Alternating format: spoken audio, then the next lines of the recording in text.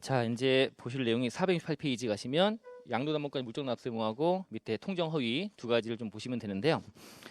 자, 이제 물적납세무가 나오네요. 물적납세무. 이것도 보충납세무 중에 하나예요.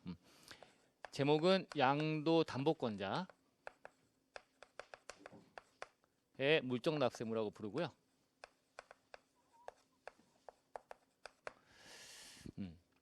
자, 여기 이제 갑이라는 자가 있어요.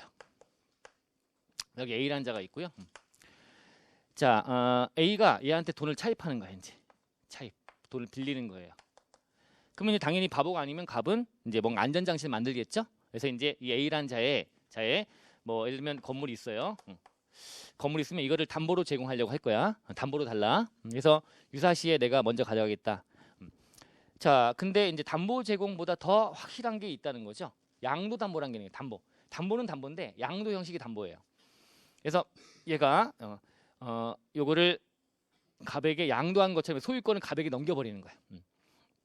자, 이렇게 해서 양도담보를 하는 거예요. 그럼 용어가 이제 이 갑이라는 자는 양도담보권자라고 부르고요. 얘가 담보권자가 되는 거고요. 이 A가 양도담보 설정자가 되는 거야. 담보의 설정자. 돈 빌린 자가 설정자. 자, 이 양도담보는 자 보니까 형식은 이제 소유권 이전을 넘기는 거죠. 이전에서 양도 형식을 취하고 있다 이거죠. 양도의 소유권이 갑에게 넘어간 거야. 근데 요거의 실질은 담보죠. 담보 제공에 불과하죠.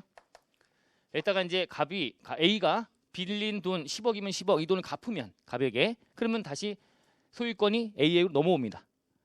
그래서 이때 형식 소유권만 갑에게 가 있는 거야. 실제 소유권은 A한테 있는 거야. 여전히.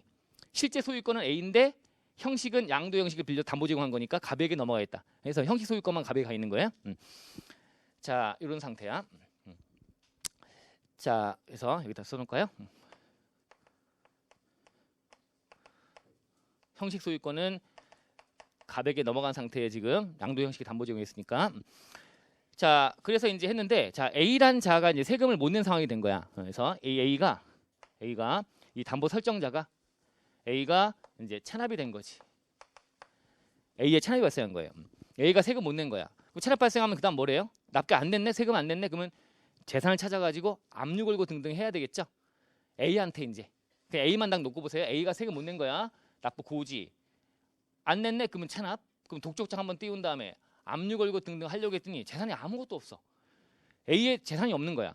없으니까 어떡하지? 압류도 못 꺼내. 자, 걸 게 없네. 그러고 이제 말아버리니까 어떻게 하다 보니까 찾아낸 게 보니까 얘 건데 소유권이 얘한테 가 있다 보니까 얘 게 아닌 거니까 지금 상황이 파악이 안 됐던 건데 알고 보니까 이게 양도담보였다는 게 파악이 돼버린 거야. 그죠? 소유권은 갑에 가 있으나 실제 소유권은 A 거잖아요. 그러면 당연히 A한테 걷어갈 수가 있잖아. 이제 얘 거잖아. 그죠? 그래서 이거에 대해서 걷어가겠다. 근데 소유권은 갑에 가 있으니까 갑한테 책임지라고 지금 하는 거야. 이제 얘 거니까 형식만 너한테 가 있잖아. 이거에다가 압류 걸고 등등 세금을 걷어가려고 하는 거다. 갑의 소유로 돼 있는 이 건물에 대해서. 이게 물적납세무. 그러면 이제 갑은 이 물적인 건물 갖고 책임져야 되는 상황이 되니까 물적납세무라고 부르는 거다 이거죠. 자, 근데 이것도 역시 보충납세무예요. 그래서 이게 체납했다. 이제 플러스 체납한 상태인데 보니까 결국은 얘한테 얘가 A가 체납했는데 이 건물 말고 땅도 있고 막 이것저것 수백억의 부동산 재력가야. 근데 이 못 낸 세금 받더니 얘가 안 내려고 피해간 것뿐이지 다른 재산이 많아. 그러면 그놈 갖고 압류 걸고 하면 돼. 걷어갈 수 있잖아요. 그러면 얘한테 손 내미는 거 안 하는 거야. 최후의 보루로 지금 얘한테 손 내미는 거죠. 그러니까 결국은 얘가 보충납세무 지는 거나 마찬가지야. 아까 2차납세무처럼. 그래서 얘가 징수 부족액. 징수를 부족한 금액이 발생했다. 자, 그래서 못 걷어가니까 이제 찾아보다 보니까 얘 앞으로 돼 있는 건물을 발견한 거야. 그래서 이거를 걷어가려고 지금 하는 거예요. 그죠? 아시겠죠? 이 상황인데 자, 이것도 얘 항변하는 거지, 갑이. 이것도 담보다. 근데 양도 형식을 빌렸지만 담보는 담보니까 그러면 너와 나와의 싸움은 법정 기일과 담보 설정일과 싸움을 해야 된다. 그래서 봤더니 법정 기일보다 담보 설정이 빠른 거야. 그러면 어쩔 수 없어요. 어차피 담보권자가 우선하는 거잖아. 아까 봤지만 피담보 채권이 이거 담보니까 담보. 형식은 양도지만 담보는 담보니까 그러면 담보권자가 우선하는 거니까 어쩔 수 없다. 그래서 이게 성립하려면 자 플러스 법정 기일하고 이 담보 설정일 양도담보죠. 이게 설정일 또 비교했더니 뭐가 빨라야 돼? 이게 빨라야 돼. 법정 기일이. 그래야지만 얘한테 손 내밀 수가 있어. 이 담보 제공이 더 빠르면 그러면 담보권자가 우선하는 거니까 국세는 어쩔 수 없는 거야. 후순위니까 달라고 할 수 없는 거예요. 요게 돼야지만 된다. 이 요건들이 좀 있는 거네요. 체납이고 징수 부족이 발생했고 이렇게 되는 경우에만 하겠다. 그렇게 되면 이제 물정 납세금을 지운다라고 하는 것이 이제 어떻게 지울 거냐를 보시면 돼요.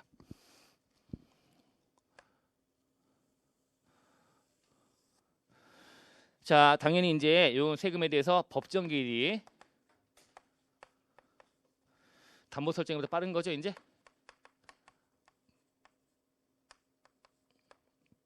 빠른 상태가 돼 있는 상태에서 자, 봤더니 이제 이 A의 체납이 발생해. A 체납. A가 체납이 돼야 돼. 얘가 못 내면 이제 체납을 전제로 물정납세가 성립되는 거다라고 보시면 되는 거야, 이제. 자, 그 과정이니까 A가 못 낸 세금에 대해서 이제 걷어가려고 했더니 재산이 없네. 다 갑으로 이제 넘어가 있네. 건물이. 그럼 갑을 찾아내 가지고 이제 지우겠다라고 하면 물정납세무도 역시 보충납세무이기 때문에 이자한테 고지서 띄고 등등을 해야 돼요. 자, 그래서 이제 납부 고지라는 거 있대. 고지서 송달하는 거. 누구한테? 갑에게. A가 체납한 거에 대해서 이제 A 재산이 지금 없고 갑에게 가 있으니까 갑한테 물정납세금 지울 거다라고 하면서 고지서를 띄우는 거예요, 이제. 고지하는 거예요. 자, 고지하고 그다음 뭘 해야 돼? 납기가 정해져 있겠죠? 그때까지 못 내면 그다음 뭘 하죠? 독촉을 하죠. 독촉하고 그다음에 이제 압류 걸고 등등 절차가 진행되는 거야. 뭐에 압류 거는 거지? 소유권은 갑에 가 있지만 갑한테 이제 책임지라고 하면서 갑에 소유되어 있는 건물에 압류 걸어서 이걸로 세금 걷어가겠다는 거야. A 거로 돼 있으면 A한테 걷으면 되는데. 근데 형식만 담보 제공. 근데 담보 설정도 네가 보니까 법정 기일 뒤에 했잖아. 나보다 뒤에 한 거니까 내가 우선하는 거야. 근데 소유권만 너한테 가 있으니까 그 재산으로 책임지라라고 하는 거다 이거죠. 개념이. 자, 이 상황이 이어진다. 자, 근데 여기서 정리할게. 이때 납부 고지서라고 하는 갑에게, 즉 양도담보권자에게 고지하는 요 시점에 이게 양도담보 형태로 존재해야 된대요. 자, 근데 이 상황에서 지금 이 갑 빌린 돈을 A가 못 갚았어. 갑에게. 갚을 날짜가 도래해버렸네. 중간에. 도래해서 못 갚았으니까 그럼 어떻게 돼요? 이게 실행이 돼서 이제 실질 소유권이 갑에 가버리는 거야. 응? 그런 경우라면 이거는 물정납세를 지울 수 없잖아요. 이제 소유권이 진짜 소유권이 갑에 갔으니까. 그죠? 그래서 요 날짜, 고지하는 요 날짜 현재 자, 적어볼게요. 이 고지하는 요 날짜. 요때 이제 물정납세금과 이때 뭐 한다? 고지하면 이때 자, 확정되고 하는 거예요. 이자에 고지서 받으면 요 과정인데 요 확정된 요 시기에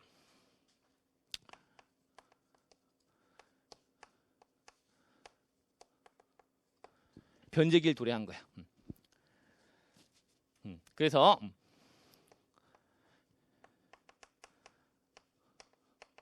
담보가 실행이 돼버린 거야. 갚을 날짜 도래해버렸어. 먼저 돈 못 갚았으니까 담보권이 실행이 돼갖고요. 그래서 실행이 돼서 자, 실질 소유권이 갑에게 가버린 거야. 형식만이 아니라 실질도 갑에게 가버린 거야. 이렇게 돼버렸다면 이때는 물정 납세무 지울 수 있다 없다? 물정 납세무 지울 수 없다고 돼 있어요. 아셨죠? 이 날짜 전에 변제기일 도래해갖고 이때 고지할 당시에 이미 소유권이 갑에게 가버렸다면 그때는 물정 납세무고 지울 수 없다는 거 아예 지울 수 없다. 근데 고지를 했어. 그 이후에 변제기일 도래해가지고 똑같이 진행이 됐다면, 그죠? 이때는 물정 납세 지운다라고 돼 있습니다.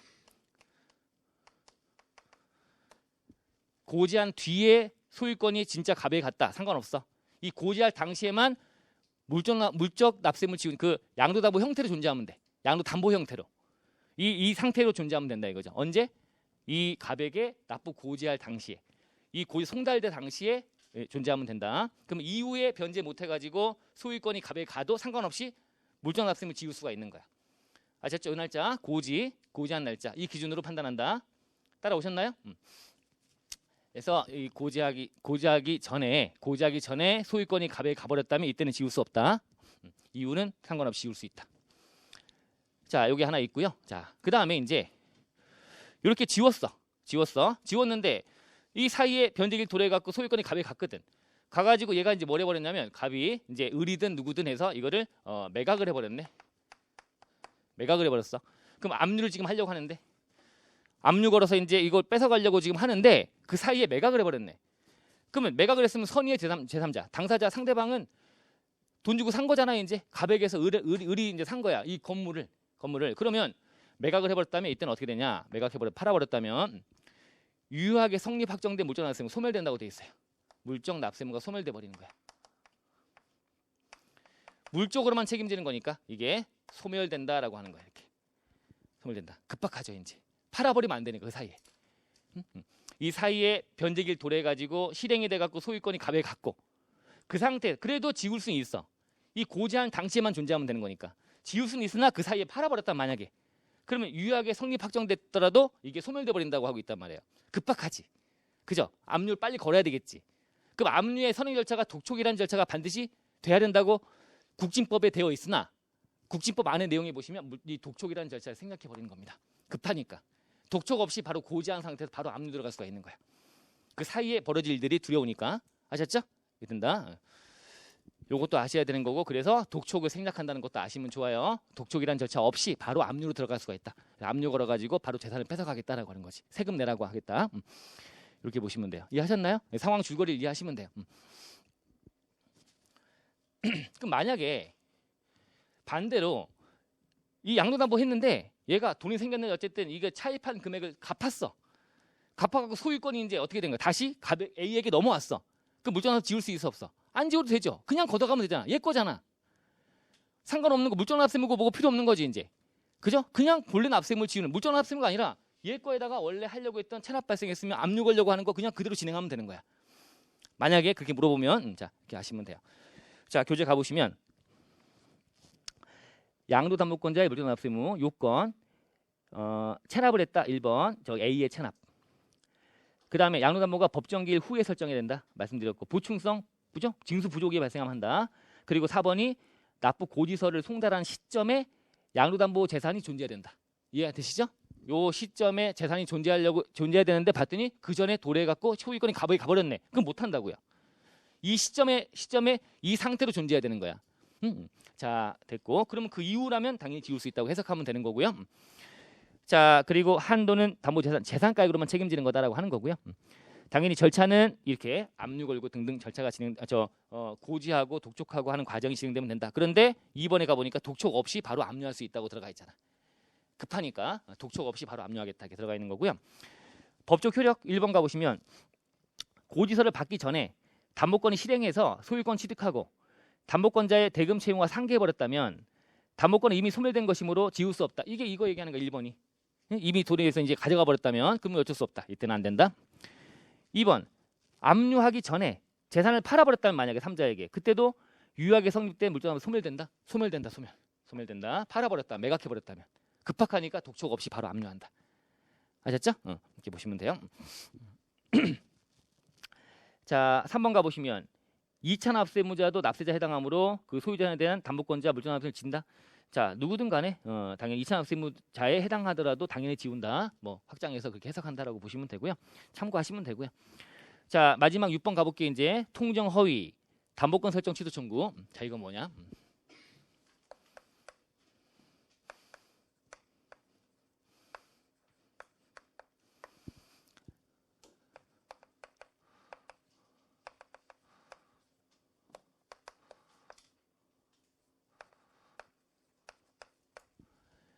짜고 거짓이라는 건데요. 통정 허위, 짜고 거짓으로 담보 설정한 거야. 이거에 대한 취소 청구라고 하는 건데, 자 지금 이제 법정 기일류가 담보 설정이라는 걸 따져 보면, 얘가 담보 설정이 여러분 법정 기일은 납세자 스스로가 법정 기일은 알잖아요.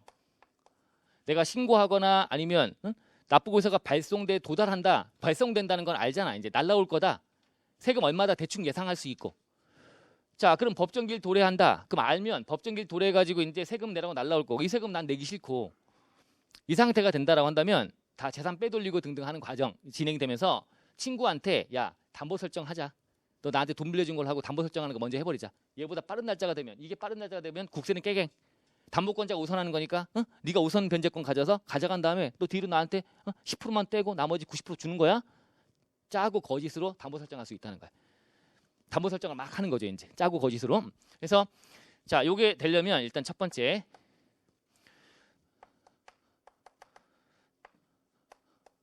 짜고 거짓. 이게 사실 통정허위란 말이 법전의 표현은 짜고 거짓 담보 설정으로 돼 있어요. 한글 표현 쓴다고. 짜고 거짓 통정허위 짜고 통정 정을 통해서 허위로 거짓으로 짜고 거짓으로 담보 설정을 했더라. 담보 설정했기 때문에 국세가 뒤로 밀리는 거잖아요. 이제 담보권자한테 밀리는 거니까 이제 이 상태가 됐는데 어쨌든 여기 밀렸지만 얘가 재산이 이거 말고도 무지하게 많아가지고 이것저것 많아가지고 그래서 세금을 걷어갈 수 있으면 그럼 또 문제 삼지 않는 거야.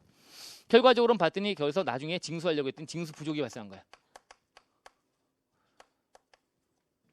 2번, 6건 징수를 못하는 상황이 발생한 거야. 이 담보권자 때문에. 담보권자 얘 말고도 어쨌든 이것저것 해갖고 세금을 걷어갈 수 있으면 상관없어. 근데 세금을 못 걷는 상태가 됐다. 징수 부족에. 이놈 때문에 짜고 거짓한 것 때문에. 그죠? 얘분의 뒤에 밀려가지고 후순위가 돼가지고 못 걷는 문제가 발생했다. 라고 하면 혹시 이게 짜고 거짓한 거 아닌가? 요걸 입증하면 돼. 이제 과세관청에서. 요걸 이제 입증하면 돼. 입증이 되면 이게 짜고 거짓 입증이 되면 그다음에 이제 3번에 이제 뭘 하냐? 효과죠. 어떻게 보면 이게 요건이 되는 거고 3번이 효과야. 자, 이 담보 설정은 부정된 행위니까 담보 설정을 이제 취소해 달라. 취소를 법원에다가 담보 설정을 세무서에서 세무서장이 담보 설정 취소할 수 있나? 못 하는 거잖아요. 그죠? 그래서 이건 법원이 할 수 있는 거야. 법원에 청구하는 거야. 해주세요라고 하는 거야. 법원에 청구해서 담보 설정을 취소시켜 버립니다. 그럼 담보권자가 없어져 버린 거니까 국세가 우선해서 먼저 가져가는 거니까 세금을 걷어갈 수가 있겠지. 이렇게 만들겠다는 거예요. 이런 행위들 많이 하면. 그러면 여기서 이제 문제는 입증인데 입증이 쉬울까요? 이거 누가 입증해야 될까? 과세관청이 입증하는 게 쉽지 않을까? 짜고 거짓했는지를. 자, 그래서 입증 책임을 전환하기 위해서 세무서가 입증 안 하고 네가 입증해라고 바꾸기 위해서 여기다가 규정을 둬버린 거야. 자, 입증인데 여기 원칙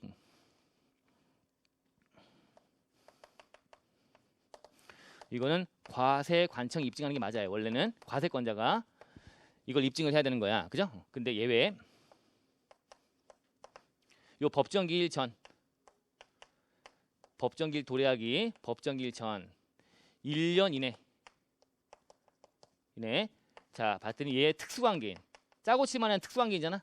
특수관계인의 담보 설정한 게 있다면 설정했다면 요때는 짜고 거짓한 거지 이게 추정을 해버리겠대요. 추정이란 말은 그렇게 보겠다는 거야. 일단 아니면 네가 입증해봐. 입증 책임이 바뀌어버리는 거야. 과세관청 입증하는 것이 아니라 이렇게 된 상황이 됐다면 개연성이 되게 높으니까 아니란 걸 네가 입증해봐라고 하는 거야. 이 소송이나 뭐가 됐든 간에 입증 책임이 전환가되면 그럼 이길 수 있는 거야.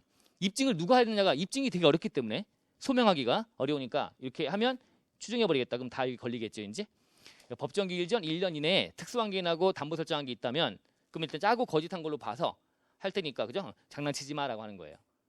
이렇게 보시면 돼요. 이게 기본 내용이에요. 자, 가보시면 적용 요건 박스에 제3자하고 짜고 거짓 담보 설정했다는 거야. 이런 게 들어가 있고요. 자, 일단 그렇고 2번은 이제 법정기일 전에 설정해야 된다. 진짜 당연히 이런 것들이 법정기일 전에 했기 때문에 문제가 되는 거지. 짜고 법정은 빠른 날짜에 법정기일 뒤에 했다면 내가 우선하는데 뭔 상관이야? 국세가 우선하는데 당연히 법정기일이 전에 담보 설정한 게 문제가 되는 거예요. 앞선 날짜에. 자, 3번은 징수 부족이 발생했다. 그런 얘기가 들어가 있고요. 입증 책임 얘기하고 있죠. 1번 원칙. 2번은 1년 내에 특수관계인과 담보 설정했다면 이때는 짜고 거짓한 거로 추정하겠다. 입증 책임이 전가된다라고 하는 거죠. 그럼 그렇게 만족했다면 효과는 법원에 가서 취소를 청구할 수 있다라고 돼 있죠. 직접 취소하는 건 아니야. 못해. 세무서장이 직접 취소할 수는 없고 법원에 청구하는 거지. 이제 취소해달라고. 상황 아시겠죠? 다 됐어요. 자, 근데 잠깐 아까 약간 얘기했던 거 아까 강최 P10인가요? 한번 적어볼까요? 얘가 강제징수비, 최종 3월분 급여 등, 그 다음에 피담보 채권, 일반 임금 채권, 공과금 기타 채권 이렇게 해서 국세 우선 어디 들어갈 건지 따져서 하는 거 아닙니까? 자, 이 과정에서 자 우리 임금 채권은 최우선 임금 채권 여기 들어가고요. 나머지는 여기 일반 임금 채권 들어가잖아요. 그러면 이제 보증금은 소액임차 보증금이 먼저 변제받잖아요. 걔는 여기 들어가는 건데 나머지 보증금은요? 어디 들어갈까? 나머지 보증금은 요 피담보 채권의 지위가 돼요. 사실은. 그럼 피담보 채권이면 법정기일과 담보 설정을 따져보는데 나머지 임차 보증금은 아까 대항력만 만족하면 여기 최우선 변제로 소액임차 보증금 먼저 주는 거 맞는데 대항력에다가 플러스 알파로 대항력 말고 확정일자를 받으면 돼. 확정일자라는 거 들어보셨죠? 확정일자. 사실 이제 여기 피담보 채권처럼 전세권 등에 등기를 하면 돼. 근데 이 건물주나 이런 자들이 전세권 등기를 안 해줘요. 동의를 안 해준단 말이야. 자기 건물에 뭔가 권리 설정이 돼 있는 것들을 나중에 뭔가 이걸로 담보 제공하고 뭐 차입하든 뭐라든 제약이 따라 버리니까 싫어해. 그럼 싫어하면 뭐 담보 저당권 설정하고 막 그 전세권 설정하고 이런 것들 나 싫다. 그럼 편하게 그냥 우리 동사무소나 이게 가가지고요. 구청 같은데 가가지고 확정일자 받아버리면 돼. 그럼 그 똑같은 위치가 되는 거야. 확정일자. 그러면 피담보 채권 지위가 돼서 확정일자하고 그게 뭐가 되는 거야? 담보 설정이랑 마찬가지 위치가 되는 거지. 확정일자와 법정기일 간의 다툼에서 확정일자가 빠르면 피담보 채권처럼 우선 변제권을 주고요. 만약에 법정기일보다 뒤에 확정일자 받았다면 뒤로 가는 거죠? 뒤로 가면 여기 아래로 확 떨어지는 거죠. 이제 일반 임금 채권보다 뒤로 간다. 아까 일반 임금 채권은 피담보 채권 말고 나머지 모든 게 우선한다고 되기 때문에 그 아래로 붙는 거다라고 보시면 돼요. 여기 공과금 기타 채권 쪽이 들어간다라고 보시면 돼. 그러면 확정일자가 더 빠른 걸로 시험에 출제될 가능성이 희박해. 너무 복잡하니까. 그래서 이제 상황만 이해하시면 돼요. 그래서 확정일자가 뭐랑 똑같다? 피담보 채권의 담보 설정이가 똑같은 위치다. 확정일자가 담보 설정일이다. 라고 보고 한다는 정도 아시면 되고, 그러면 이걸 여기다 대입해 보면 짜고 거지 담보 설정이라는 거 안에 여기 뭐가 돼요? 확정일자도 들어갈 수가 있는 거야. 확정일자가 빠르면 우선 변제가 가지니까 법정기일 전에 확정일자 받은 경우도 이게 이런 상황이 돼버리면 추정한다는 것도 있고 다 똑같이 적용되겠죠? 그죠? 피담보 채권과 똑같은 위치라고요. 소액임차 보증금 말고 나머지 임차 보증금은. 그럼 걔는 확정일자라는 게 여기 담보 설정일과 똑같은 위치라고. 이게 얘보다 빠른데 여기 1년 사이에 했다면 똑같이 한다. 그런 표현이 여기 들어가 있잖아요. 교재 보시면 468페이지 적용 요건 통정허위 그 1번에 보시면 1번 동그라미 1번에 제3자와 짜고 어쩌고저쩌고 나와 있고 임대차 보호법에 따라 상가 임대차 등등의 대항 요건 확정일자 갖춘 요것도 법정기 담보 설정이가 똑같은 위치라고. 그래서 여기 들어가 있는 거니까 읽어보다 보면 이게 뭔 소리지 하지 마시고 그게 그 얘기다. 이해하셨죠? 그래서 일반 소액 임차 보증금 말고 나머지 임차 보증금은 확정일자 등을 받아놓으면 확정일자가 이 담보 설정이가 똑같은 날짜가 돼가지고 두 개 비교하고 하는데 얘가 앞서면 국세보다 먼저 가져가는 거야. 나머지 임차 보증금도. 그런 행위를 또 짜고 할 수 있으니까 여기 또 들어가 있다고 보시면 되는 거지. 아셨죠? 자, 다 했네요. 자, 문제 풀어보실까요?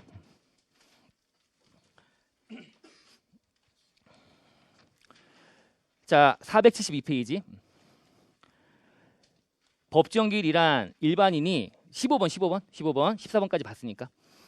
법정기일이란 일반인이 해당 국세의 존재를 확인할 수 있는 시기를 말하며 과표와 세액을 정부가 결정 경정하는 경우에 고지한 해당 세액의 법정기일은 납부고에서 도달일로 한다, 발송일로 한다. 발송일 기억하시면 되는 거죠. 16번. 자, 너무 지엽적이야. 인지세와 원칙징수 의무자, 조합징수 이런 것들은 자, 그 법정기일은 발송일이 아니고 얘는 확정일로 돼 있어요. 아까 약간 특이한 게 있었잖아. 너무 지엽적이라고 했는데 이렇게 물어볼 가능성은 높지 않지만 이런 몇 가지 또 특이한 거 있다. 얘는 확정일로 해요. 그냥 확정일, 원래 확정일. 원칙대로 확정일, 그죠? 17번. 지방세나 공과금의 체납처분 또는 강제징수 등을 할 때 그 체납처분이나 강제징수 금액 중에서 국세나 강제징수 징수하는 경우에 고놈들에 관련된 고놈 말고 그놈의 체납처분비나 강제징수비. 자, 고놈들에 대해서는 국세나 강제징수비에 우선하여 징수한다. 그렇죠? 실비는 먼저 주는 거야. 당연한 거야. 먼저 앞서서 했으니까 선집행에 대한 그런 실비는 먼저 가져가라고 하는 거다 이거죠. 그런 느낌. 18번. 사용자의 재산을 매각하거나 추심할 때 그 금액 또는 추심 금액 중에서 국세를 징수하는 경우에는 해당 국세 법정기일에 불문하고 근로자 임금채권 전액을 우선 변제권 주는 것이 아니라 소액 최우선 변제라고 하는 3년간 퇴직금 3개월간 급여 등등 그놈만 먼저 주는 거지. 나머지 일반 임금 채권으로 가서 이제 따져보는 거다라고 보시면 돼요. 자, 그래서 전액을 이게 잘못됐네. 그냥. 19번. 국세 법정기일 전에 저당권 등에 의해서 담보가 설정된 피담보 채권은 모든 국세에 대해 우선하는 거 변제된다. 법정기일 전에 담보 설정했으니까 앞서는 거 아니야 이제. 법정기일이 뒤로 갔잖아 이제. 근데 모든 국세는 잘못된 거지. 뭐가 있으니까? 당해세가 있으니까 당해세. 당해세 때문에 잘못된 거죠 이제. 20번. 법정기일 전에 가등기를 마친 재산. 이 가등기 담보 이런 것들은 자 생략. 가등기는 담보 가등기란 게 있어요. 담보 가등기. 자 가등기는 뭐죠? 본등기를 전에 가등기 쳐놓는 거야. 그 담보 목적인 가등기랑 마찬가지. 가등기. 가등기도 담보 목적이야. 가등기 먼저. 그래서 채무를 못 갚으면 가등기 상태가 끝나고 정지되고 본등기를 칠 수 있다는 거야. 아시겠죠? 잠깐만 한번 들어보세요. 자, 이건 무슨 얘기냐면 얘가 이제 돈 빌려준 자가 너 나 못 갚으면 어떡하지? 라고 해서 이제 가등기 쳐는 가등기. 그랬다가 얘가 빚을 못 갚잖아요. 그럼 본등기 쳐야 돼. 본등기. 가등기 한 다음에 본등기 치는 거야. 가등기 먼저 해놔. 임시적으로 가등기 한 다음에 얘가 갚을 날짜까지 못 갚으면 가등기 상태가 정지가 되는 거야. 가등기 정지되고 그러면 본등기 한다는 거예요. 가등기가 정지된 조건. 채무 불이행을 정지 조건으로 삼는 그런 본등기가 있어요. 그 문제는 뭐냐면 서로 간에 이제 채권 채무자 간에 가등기 치고 본등기 치는 과정인데 이가 세금 못 내 가지고 이제 여기다가 압류 건 거야. 국가가 압류 건 거야. 압류. 가등기 상태니까 아직 본등기 안 쳤으니까 소유권 넘어간 게 아니거든. 가등기만 해놓은 거니까. 가등기 설정한 자가 체납한 거야. 세금 못 내 갖고 압류 건 거야. 압류 걸고 이제 매각하려고 했더니 그 다음 날쯤 해가지고 한 이틀 정도 있다가 본등기 쳐버리는 거지 이제. 그럼 본등기 돼버리면 그 다음 압류는 못하지. 압류 건 거 매각을 못해. 압류만 걸어놨을 뿐이지 본등기 쳐서 이제 넘어가 버렸거든. 이렇게 되면 이제 문제가 되니까 국세기본법에서 뭐라고 하느냐. 가등기 권리자는 가등기한 재산을 압류해서 팔아갖고 세금 얻어가려고 할 때 가등기 권리 행사할 수 없다. 가등기 권리 행사를 못하니까 본등기 치지 말아라는 얘기야. 본등기 쳤다 하더라도 압류가 우선이니까 내가 세금 걷어갈 거니까 이렇게 한 거야. 그랬더니 가등기 권리자가 뭐라고 얘기하는 거죠? 나도 이거 담보 제공 목적으로 한 건데 담보권자랑 똑같은 취급해 주세요. 그래 맞다 네 말이 맞다. 이것도 담보권자랑 똑같은 위치가 되는 거니까 가등기를 법정기일보다 먼저 했다면 그러면 그때는 그러하지 아니하다. 아시겠죠? 이 가등기를 법정기일 전에 했대. 그러면 담보권자 우선 변제권 주는 것처럼 너도 먼저 본등기 쳐. 그래 내가 진다. 압류 건 거 그냥 없었던 걸로 해지할게. 네가 본등기 가져가라고 하는 거야. 근데 법정기일 뒤에 가등기 한 거야. 그러면 당연히 국세가 우선이니까 이런 경우에는 본등기 쳐도 필요 없어. 압류건 그대로 진행할 거야. 상황 아시겠죠? 그런 게 있다. 가등기 담보처럼 취급한다 생각하시면 돼. 그럼 법정기일과 선후관계 따진다 생각하시면 돼. 그럼 문제 풀 수 있나 한번 볼까요? 20번. 법정기일 전에 가등기를 마친 사실이 증명된 재산. 뭐야? 법정기일보다 앞서서 가등기를 마친 거래요. 이걸 매각해서 매각등기 중에서 세금을 걷어갈 때 압류한 날 이후에 그 가등기에 따른 본등기가 이루어지더라도 그 국세 등을 우선해서 가져간다. 맞아요? 출발이 법정기일 전에 가등기를 했잖아. 그러면 국회는 뒤로 밀리는 거야. 그런 경우라면 이때는 그래 네가 먼저 가져가 할 수밖에 없는 상황이야. 잘못된 지문이죠? 이제 좀 이해는 됐죠? 21번 가보시면 압류에 관계되는 국세는 압류 선착주의 등의 원칙에 따라 담보로 받은 국세 또는 지방세나 등등 교부 청구한 것보다 우선 징수권을 갖는다? 순서가 뭐야? 담보, 압류, 교부 청구야. 담보, 압류, 교부 청구. 잘못되어 있죠? 담보했으면 그게 우선이야. 담보보다 압류가 우선이라고 지금 하고 있잖아요. 잘못된 지문이지? 담보, 그 다음 압류고 그 다음 교부 청구다. 순서 외워놓으시면 되고요. 자, 22번. 양도 담보권자의 물정납 의무는 담보 설정자가 체납한 국세 법정기일 후에 설정된 담보로서 법정기일 뒤에 설정돼야 되는 거죠. 자, 담보로 법정기일 전에 설정했다면 어쩔 수 없는 상황이야. 그죠? 근데 법정기일 뒤에 설정했다면 너는 나보다 뒤로 가야 되는데 재산이 너한테 넘어가 있네. 형식 소유권이. 그러니까 하는 거다 아닙니까? 이 상황이. 자, 그래서 자, 법정기일 후에 설정된 담보로서 둘째 줄 양도담보권자에게 고지서가 송달된 시점에 담보재산 존재하는 경우에 하나에 성립된다. 맞죠? 이때 송달하는 시점에 담보 형태로 존재해야 된다. 넘어가 버렸으면 안 된다. 그 전에 이렇게 얘기하는 거죠. 자, 23번. 양도담보권자가 납부 고지서에 고지된 납부기한까지 이행하지 않은 경우에는 독촉 절차를 거쳐서 압류를 진행해야 되는 것이 아니고 독촉을 생략해버리고 바로 압류할 수 있다고 그랬죠. 24번. 세무서장은 납세자가 제3자와 짜고 거짓으로 국세 법정기일 전에 담보 설정 등을 함으로써 국세징수 곤란이 인정되는 때에는 그 취소를 법원에 청구할 수 있다. 기본 조건 다 들어가 있는 맞는 지문이죠. 짜고 거짓. 법정기일 전에 담보 설정해서 국세가 뒤로 밀려서 못 걷어간다. 봤더니 짜고 한 거네. 그죠? 한 거. 이게 입증이 된다면 입증하면 그 취소를 법원에 청구할 수 있다. 25번. 담보권 설정이 짜고 거짓 행해진 계약이라는 입증 책임은 원칙적으로 세무서장한테 있으나 납세자가 법정기일 1년 이내에 친족 기타 특수관계인과 담보 설정한 경우에는 이를 짜고 거짓한 걸로 의제한다? 추정한다. 의제랑 추정은 다른 말이야. 의제는 그게 무조건 보겠다는 거니까 추정은 다른 말이에요. 추정이 추정. 아까 추정이야 추정. 추정과 의제는 다른 말이야. 추정은 네가 증거 갖고 와봐. 입증을 네가 해봐. 라고 하는 거지. 의제로 바꿔버리면 예외 없이 무조건 이렇게 보겠다는 거니까 의제는 아닌 거야. 추정과 다른 말이에요. 그래서 잘못된 지문이야. 추정이라고 해야지. 됐네요. 자, 이제 4장 가볼게요.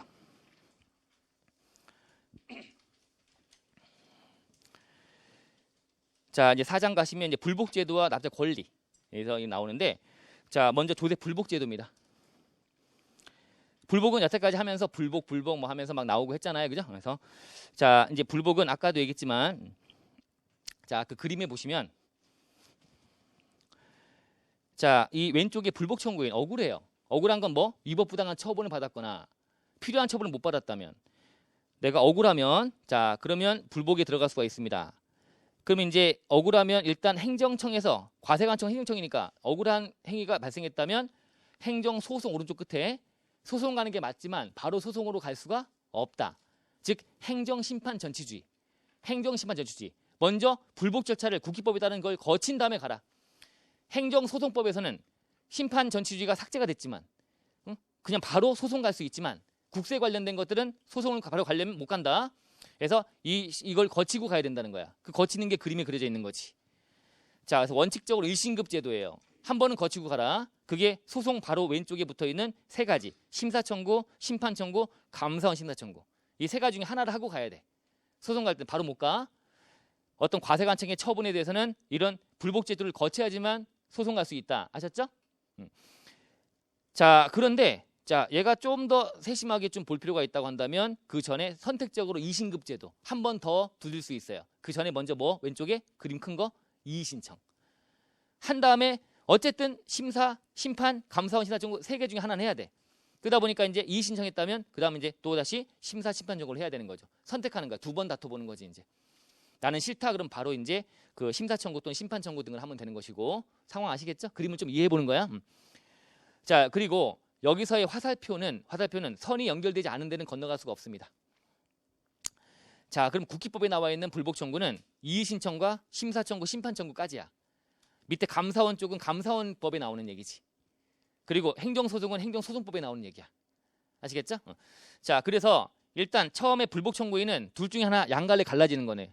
아, 이게 국세청장한테 가볼까, 심판원장에 가볼까, 이런 걸로 가볼까, 이쪽 길로 가볼까.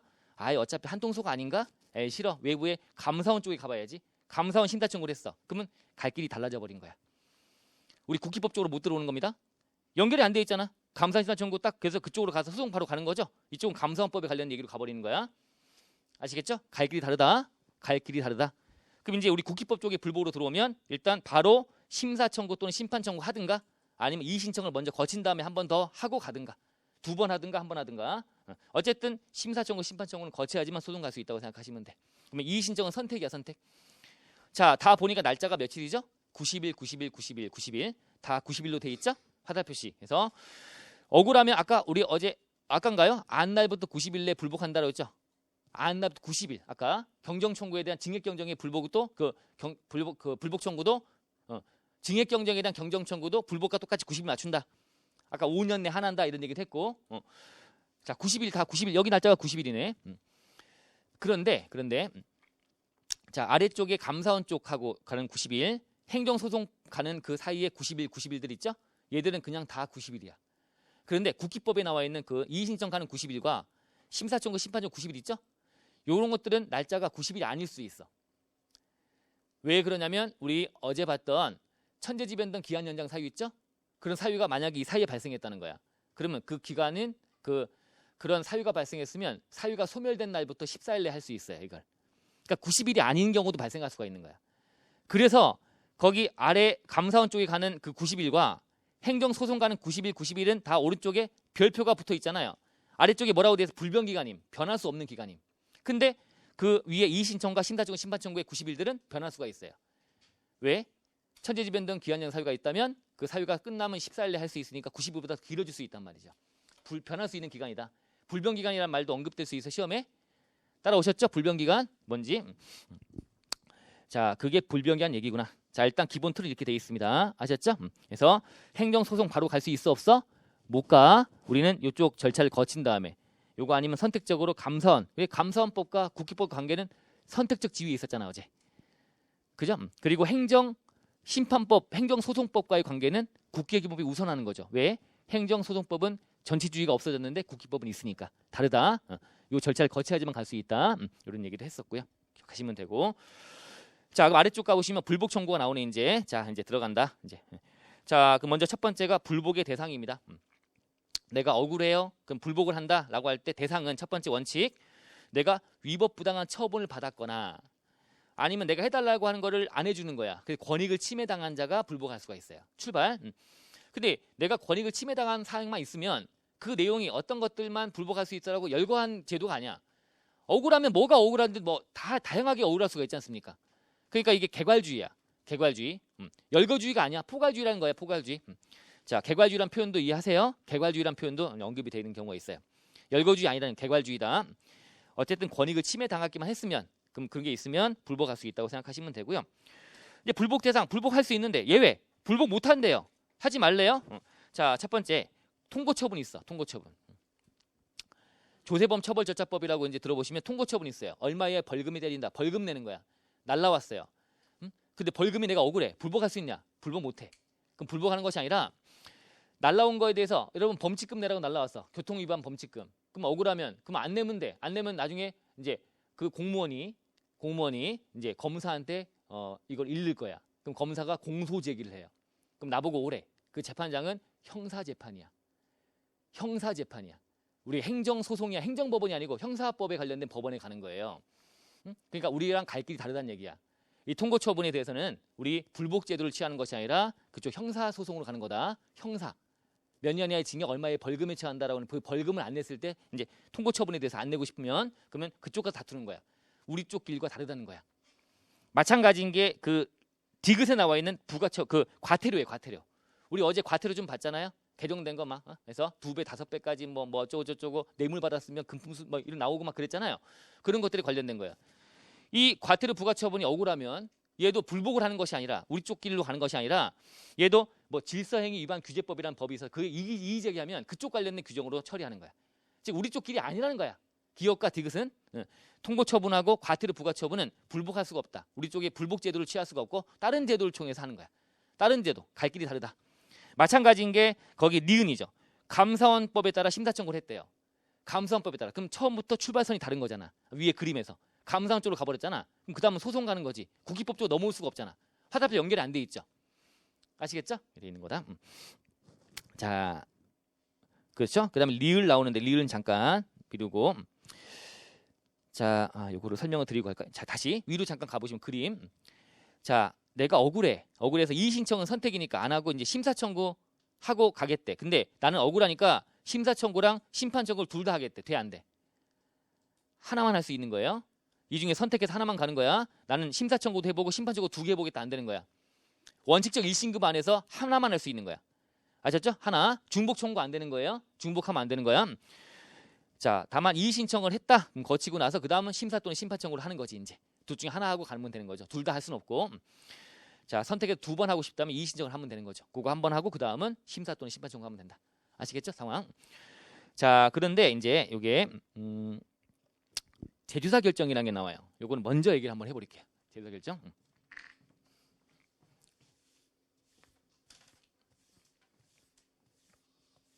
자, 그러면 다시 내가 심사 청구를 했어. 이제 심사 청구. 구세청장한테 심사 청구를 메뉴에 위에 나와 있는 그걸 했어요. 구세청장한테 심사 청구했어. 자, 그것도 그림 잠깐 다시 좀 볼까요? 자, 그림에 보시면은 자 90일 내 제기하는 거고요. 그러면 제기가 들어가면 이의 신청 들어가면 누구한테 하는 거야? 이의 신청은? 이의 신청은 세무서장이나 지방청장이야. 그죠? 좀 낫죠? 그리고 다시 심사 청구는 누구한테 하는 거지? 구세청장한테 하는 거야. 심사 청구는. 그다음에 심판 청구 누구한테 하는 거야? 심판 청구는 심판원장한테 하는 거예요. 조세심판원이라는 게 있어. 별도에. 국무총리실 산하에 거기 딸려 있는 별도 독립기관이에요. 조세심판원이 있어요. 거기 원장한테 하면 되는 거야. 그러면 거기 회의가 열려. 거기서 이제 심리하는 거야. 이런 구조가 심판 청구다. 자, 그럼 그 안에서 보니까 이제 결정 기간이 나와 있어요. 적혀 있네. 결정 기간. 내가 이 90일 내에 제기하면 이의 신청은 며칠 내에 결정해야 돼? 30일. 출발 30일. 그다음에 심사 청구, 심판 청구는 다 결정을 며칠 내? 90일 내에 결정하는 거야. 90일 내. 지금 보니까 되게 빨리빨리 움직이죠. 근데 이제 소송 가버리면 그때부터 세워라 내워라가 된다 그랬잖아. 그래서 일단 이렇게 된다. 90일 다 싹 다 90일들이네. 일반적으로 이의 신청은 30일이고 결정 기간이. 자, 여기서 말한 90일 이내, 90일 이내라고 화살표 되어 있는 거는 이거는 불복 청구 기간이라고 부르고요. 그 다음에 안에 박스 안에 있는 날짜들은 다 결정 기간이야. 결정 기간. 얘가 결정해주는 기간이야. 30일, 90일, 90일이. 아셨죠? 자, 그럼 심사 청구를 했어. 했는데 안 받아주네요. 또 심사 청구해. 될 때까지 해보자. 돼, 안 돼? 한 번밖에 못 하는 거야. 아시죠? 그 다음은 소송 가는 거예요. 아셨죠? 중복 청구 안 되는 거고, 심사 청구한 다음에 심판 청구하는 거 안 되는 거고, 화살표에서 연결된 대로 그냥 앞으로만 쭉 전진만 해야 되는 거야. 또 다시 하는 건 안 돼. 중복해서 다시 재청구 안 돼. 심판 청구 재청구하는 거 안 되는 거야. 특징을 좀 잡아내세요. 자, 이렇게 됐어요. 자, 됐고 이제 근데 좀 이것저것 내용이 좀 뒤에 볼 것도 나와 있지만 좀 무리가 돼도 한번 들어보세요. 이게 이른바 나름대로 좀 중요한 게 재조사 결정이라고 하는 거예요. 재조사 결정. 네, 특이한 제도야. 자, 여기 이제 세무서가 있어요. 세무서가 갑이란 자한테 뭔가 부가 처분했어.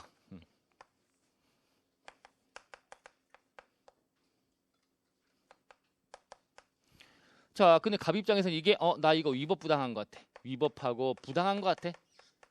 그럼 이제 불복 청구할 수 있죠? 억울하니까 이제.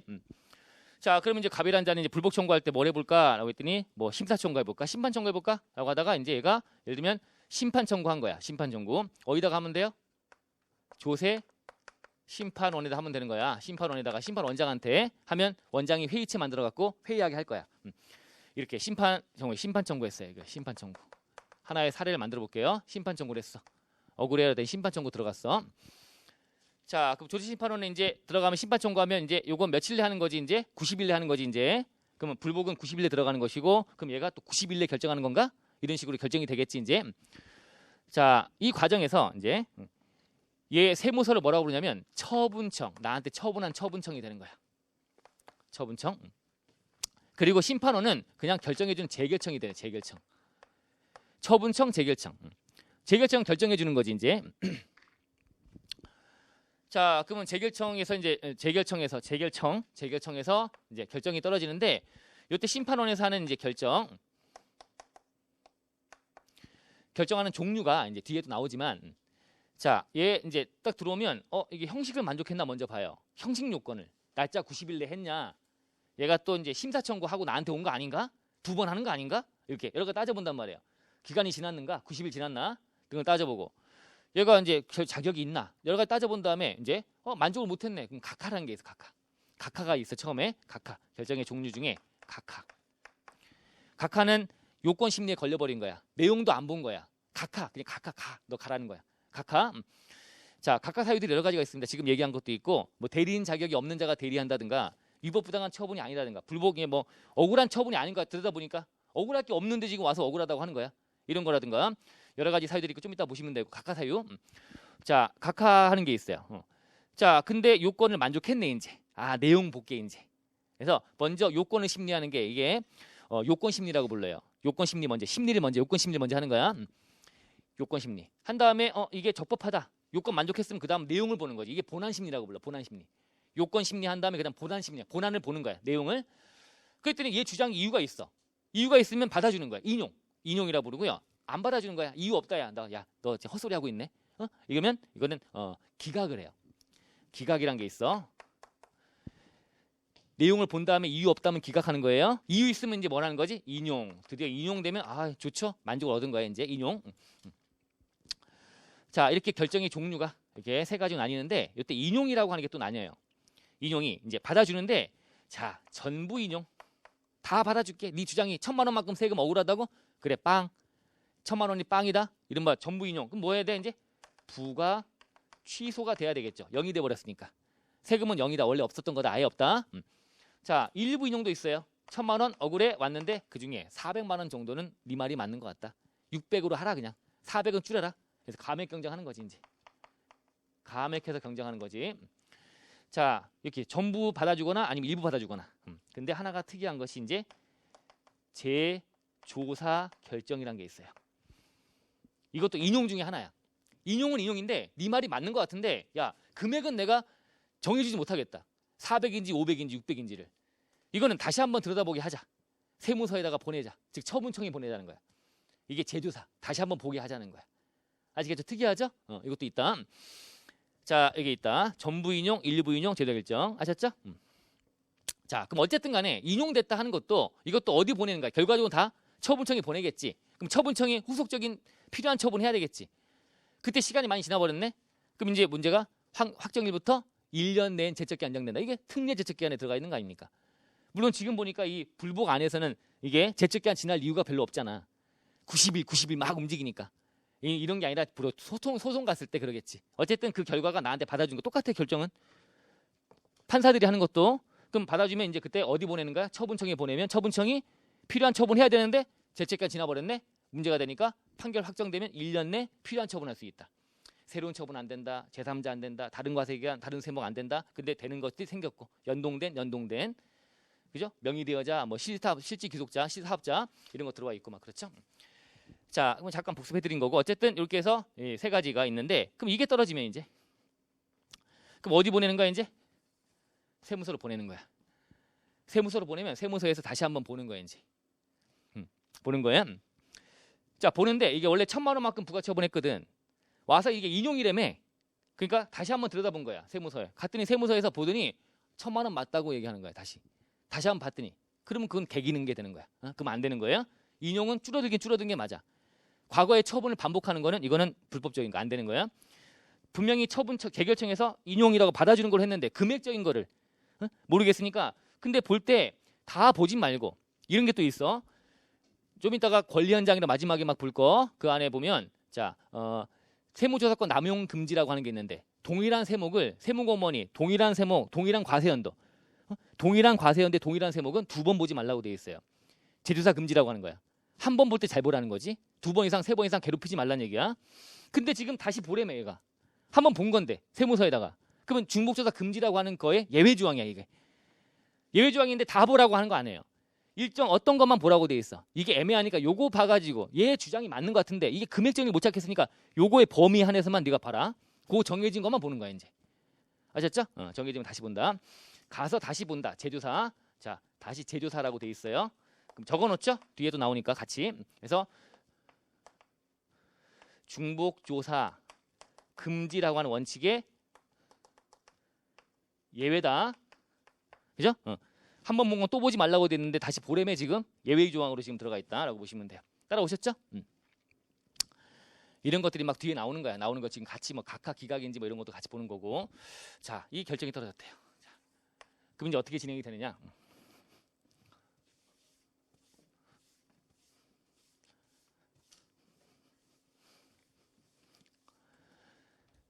자, 그러면 이때 재조사 결정이 떨어진 거지. 자, 떨어지면 이제 어디로 보낸다고요? 처분청에 보내는 거야 이제. 가서 다시 한번 보라는 거야. 그럼 이제 처분청에 다시 보내지면 처분청은 60일 내에 처분청에서 가타부터 결정해 줘야 돼. 시간 너무 길게 끌지 말고 60일 말미에 주는 거고요. 이제 처분청이 보는 거는 자, 아까 얘기했죠? 처분청에서 말하는 주문의 범위. 항상 처분청이 재결청에서 말한 이 심판으로 말한 여기서 이러이러한 내용이다라고 한 주문이란 게 주문. 항상 주어문. 대표적인 주문, 주된 문장. 주문의 범위 하나에만 본다는 거예요. 다 보는 게 아니고 주문의 범위 하나요. 다시 한번 재조사를 하는 거야. 한 다음에 이 범위 한해서 주문의 범위에 한해서만 보는 거야. 다 보는 거 안 되는 거야. 자, 본 다음에 이거에 대해서 갖다부터 이제 부가 취소하거나 금액을 확정 지어서 이제 보라고 했던 거 내용을 받아들여 가지고 취소하거나 아니면 감액 경정하거나 이제 결정을 하는 거죠.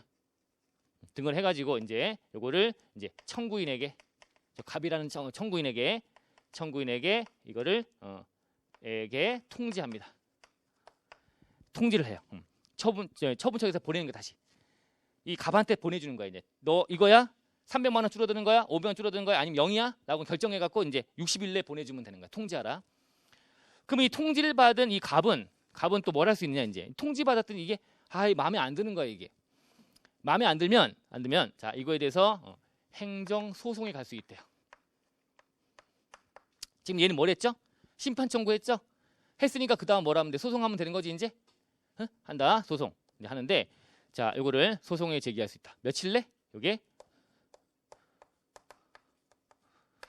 다 90일 내로 기억하시면 돼. 90일 내. 90일 내잖아. 아까 소송 가는 것도 90일 이내. 90일 이내에 행정 소송할 수 있어요. 자, 또는 심판 청구 또 할 수 있어. 자, 여기서 웃긴 얘기가 나오는데 이제 자, 보세요. 90일 내 소송 가거나 심판 청구할 수 있다는 거야. 자, 행정 소송 가는 거는 자, 특이한데 표현이. 자, 우리가 행정 소송은 뭘 거치고 가래? 행정 심판 전치주의. 불복을 거친 다음에 가려며. 그죠? 이게 뭐라고 표현하냐면 행정 심판 전치주의. 요거의 예외래. 웃기죠? 행정심판 전치주의 예외래. 지금 처분청에서 나한테 통지받은 이 처분청의 결정에 대해서 불복을 거치지 않고 바로 소송 간다고 예외래. 불복 거쳤어 안 거쳤어? 아니 거쳤잖아요. 이미 심판 청구했잖아. 했는데 무슨 근데 요 재결 처분청에서의 요 처분에 대해서는 요놈을 불복을 거치지 않고 바로 소송 가기 때문에 예외래. 웃긴데 예외래. 그럼 그렇게 해서 어떻게 받아들여야지 뭐. 문구에 나오면 예외라고 하니까. 자, 되는 거고. 그 다음에 또 심판 청구할 수 있대. 이거 왜 그러냐면 분명히 심판 청구에서 심판원에서 이거 인용이라고 했고 받아주는데 여기서 이제 범위 정해갖고 다시 한번 보라고 했는데 과연 당신들이 보라고 한 범위를 잘 봐가지고 얘가 제대로 한 거 맞습니까? 한번 다시 봐주세요 라고 이게 가능한 거야 얘한테. 다시 제대로 봐달라 이거죠. 당신들의 뜻대로 인용 판결에 당신들이 내 의견을 받아들였는데 금액만 모르기 때문에 근데 그 내용을 한번 보고 이게 잘 세무서에서 제대로 했는지 한번 봐주세요. 다시 심판 청구도 할 수 있대. 심판 청구. 자, 이거는 재청구하지 말래매. 한번 심판 청구했으면 다시 하지 말래매. 재청구 금지 원칙이란 게 있기 때문에 이 원칙에 예외라고 되어 있는 거야. 재청구하는 거니까 다시 한번 청구하는 거니까 심판 청구한 다음에 또 심판 청구 하지 말래매. 화살표로 전진만 할 수 있다며. 전진이 아니라 그 다시 한번 또 하는 거니까 예외라고 알고 있다. 예외라고. 다 예외라고 지금 부르고 있는 거야. 자, 여기서 보시면 돼요. 자, 근데 이때 이제 얘가 재청구 금지원칙 불구하고 심판 청구가 있었잖아요. 처음에 그러면 처음에 했던 게 얘가 심판 청구했던 거야. 조대 심판 원장한테. 그러면 다시 이거 다시 한번 봐주세요라고 하는 것도 누구한테 해야 돼? 이걸 심판 청구인데 이거를 심사 청구한테 하면 돼요? 구세청장한테 하면 돼? 어차피 여기서 했으니까 여기다 다시 봐달라고 해야 되는 거 아니야? 그게 맞는지를 다시 여러분들 자기 그 뜻대로 인용 판결의 그 내용대로 반영을 제대로 했나 봐달라고 하는 거니까 심판 청구에 따르면 다시 할 때도 뭘 해야 돼? 심판 청구해야 되는 거예요. 그 만약에 처음에 심사 청구한 거였어. 구세청장한테. 그러면 또 다시 할 때도 이렇게 거쳤다가 다시 제주청장 한 다음에 다시 와서 할 때도 누구한테 해야 돼? 구세청장한테 심사 청구를 또 해야 되는 거야. 이렇게 엇갈리면 안 되는 거예요. 따라오셨죠? 처음에 이의 신청을 했어. 그랬더니 여기도 마찬가지 지방청장 등이 이제 이거를 다시 세무서에 보내갖고 다시 보고 왔는데 이거 다시 봐주세요. 또 이거 할 수 있느냐? 이게 안 되게 돼 있어. 이의 신청은 뭐니까? 선택적 이신급제 하에서 선택한 거에 불과했어. 이거 했다가 마음에 안 든다고 다시 여기다가 또 두들기면 너무 딜레이가 된다는 거야. 그래서 얘는 못해요. 이거 못해요. 그럼 뭘 할 수 있을까 얘는? 소송 갈 수 있어? 소송 바로 갈 수 있어? 지금 심사청구 심판청구 거쳤어? 한 번도 안 거쳤잖아요. 처음에 뭘 했다고요? 얘가 이의 신청한 거야. 이의 신청을. 그래서 갔다가 다시 온 거야. 그러면 아직 심사청구 심판청구 한 번도 간 적도 없잖아. 그럼 소송은 못 가는 거야. 이의 신청은 또 못 한대. 그럼 뭘 해야 돼 이제? 심사 팀반 청구하면 되는 둘 중에 하나. 그래서 얘는 심사 청구하거나 아니면 심판 청구하거나 이것만 가능한 거야. 소송도 못 가고 얘도 못 해. 얘는 선택적인 거니까 또 한 번 또 하고 너무 시간 딜레이하지 말고 가지 말래. 여기는 아시죠? 아셨죠? 그래서 여기 돼 있다. 내용으로 이해하시면 됩니다. 이 내용이 지금 초반에 반영되고 등등 하니까 먼저 말씀드려버린 거예요. 이게 상당히 어려운 내용이야. 상황을 잘 소리 짜셔야 돼. 제주사 결정. 자, 그럼 들어가 볼게요. 자, 불복 대상의 리을 가볼게요. 리을 맨 밑에 414페이지 맨 밑에 심사 청구 또는 심판 청구에 대한 처분에 대해서는 이의 신청이나 심사 청구, 심판 청구를 다시 할 수 없다. 한 번 또 다시 할 수 없다는 얘기지. 당연한 얘기 출발하는 거야. 다만 심사 청구 또는 심판 청구의 제주사 결정에 따른 처분청의 처분에 대해서는 해당 제주사 결정을 한 재결청에 대해서 다시 한번 제기할 수 있다. 이 얘기를 하는 거지 이제. 이거 할 수 있다는 얘기하는 거지. 다시 한번 또 돌리고 할 수 있다. 아시겠죠? 이 얘기하고 있는 거다. 근데 밑에 꽃표시.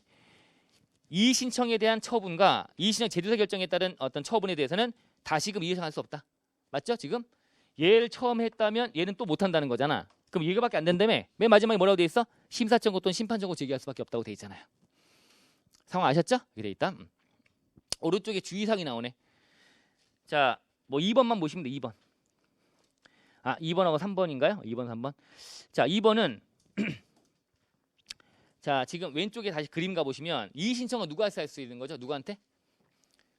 이의 신청은 세무서장이나 지방청장한테 하는 거죠? 그죠? 여기다가 이의 신청하는 거야.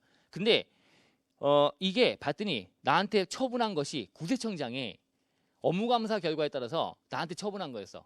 그럼 억울하다고 두드리는 거를 지방청장한테 해봤자 뭔 의미가 있어? 얘가 받아줄까? 얘가 나 억울하 받아주면 하극상밖에 안 되는 거잖아. 이해하시겠죠? 그래서 이때는 뭘 할 수밖에 이의 신청 못 하는 거야. 오른쪽에 가보시면 거기 동그라미 2번 구세청장이 조사 결정한 그런 처분에 대해서는 이의 신청을 백날 해봤자 하극상밖에 안 되니까 받아주지 못하는 거니까 당연히 가지 말라는 얘기야. 적용 배제. 이해하시겠죠? 이 나한테 이 부가처분하는 자체가 구세청장의 어떤 처분이야. 근데 여기를 지방청장한테 세무상한테 두드려봤자 뭔 의미가 있겠냐고요. 높으신 분이 한 건데, 그죠? 그러니까 배제한다. 그거 당연히 이해하시면 됐고.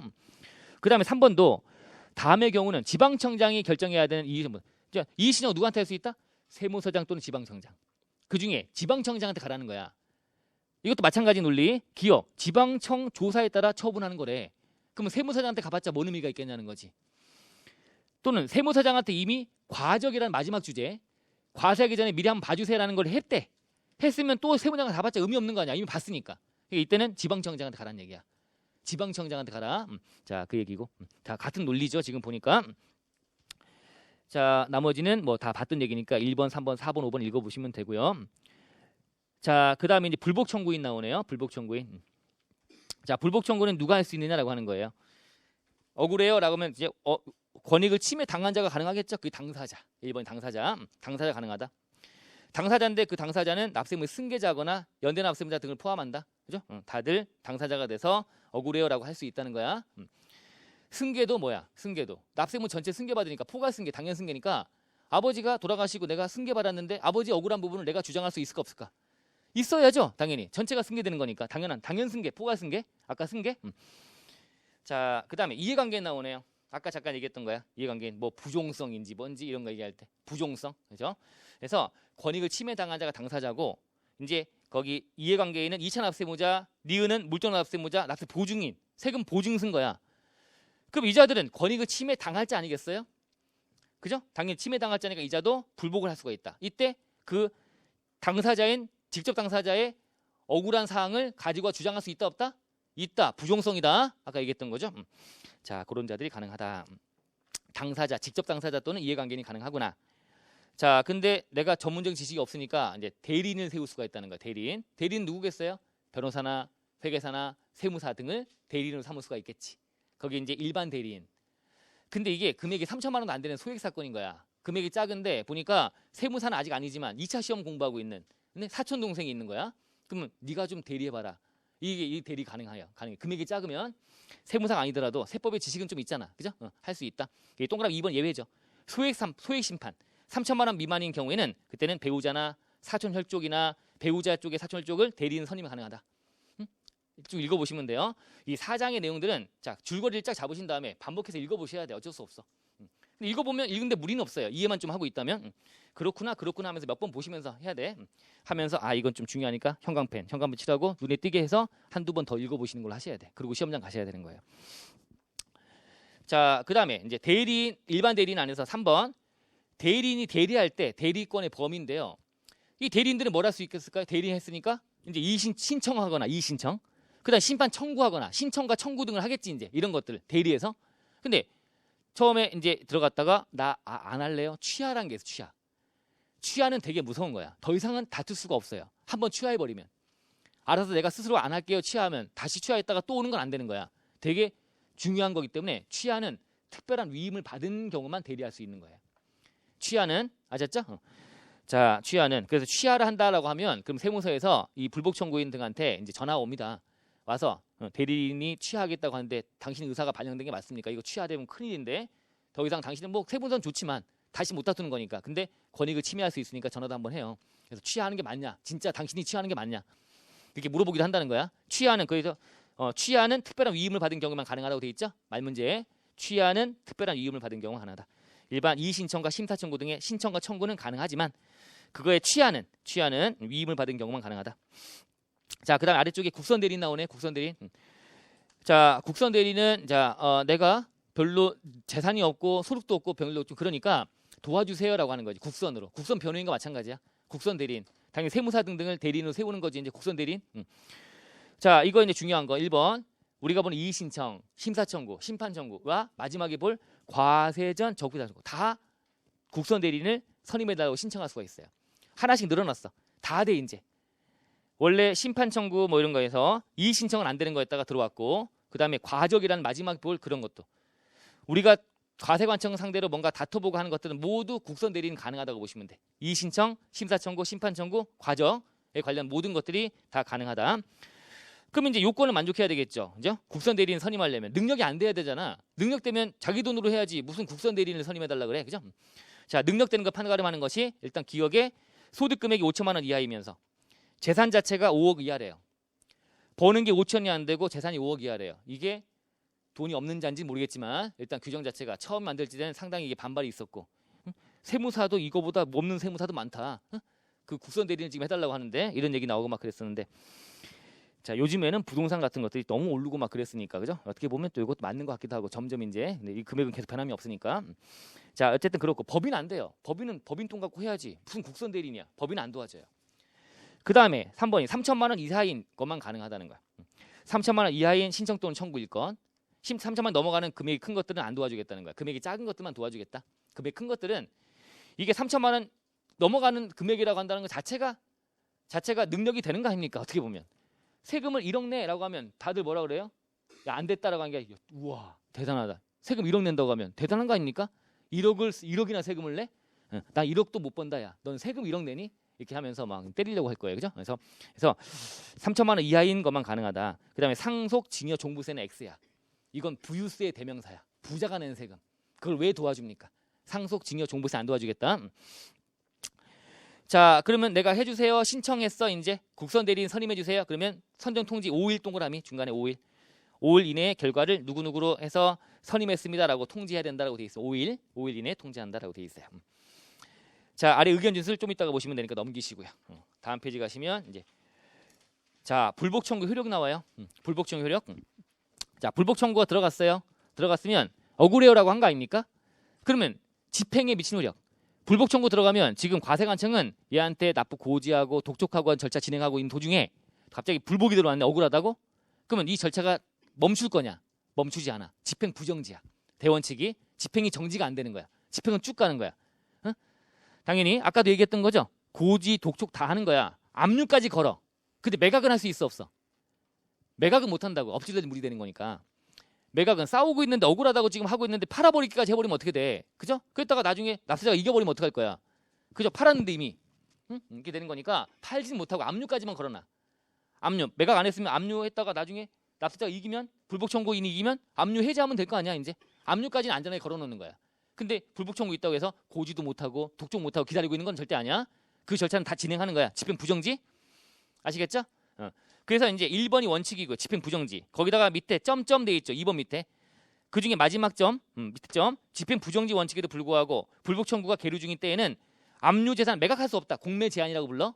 요거 체크해 놓으시면 돼. 이게 조그맣게 들어가 있지만 중요한 거야. 공매 제한. 매각은 못 해요. 아셨죠? 매각은 못 하는 거야.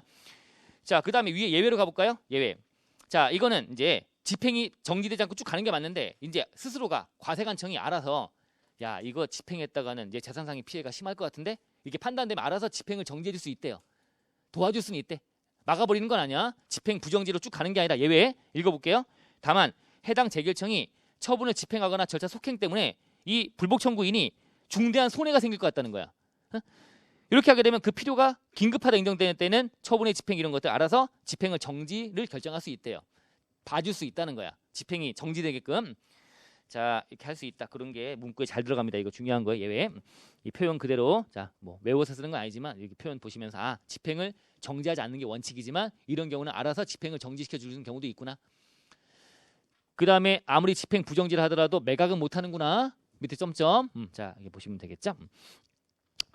자, 그다음이 불복 청구 기간이네요. 언제까지 한다고요? 90일 내 한다 그랬지 아까? 90일 내 당연히.